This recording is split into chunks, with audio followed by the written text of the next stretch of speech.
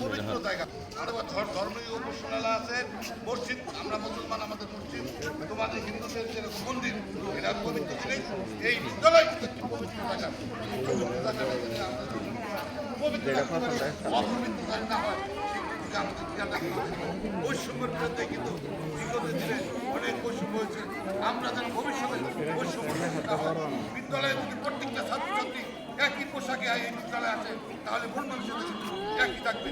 আর যদি ধনীর ছেলেরা যদি আউটড্রেস বাইরে যাওয়ার দামি পোশাক বিদ্যালয়ে আছে, আর গরিবের বাচ্চা আছে, তাহলে মনের মধ্যে কিন্তু একটা ফারাক থাকবে। আমি গরিব, আমার লেখাপড়া, আমাদের সেই বৈষম্য আমাদের সকলকেই একই পোশাকে এই বিদ্যালয়ে আসতে হবে। ম্যাডাম যেটা বলছে যে পায়ের জুতা নিয়ে আসতে হবে, তাহলে বাচ্চাদের মন শক্ত হয়, লেখাপড়ার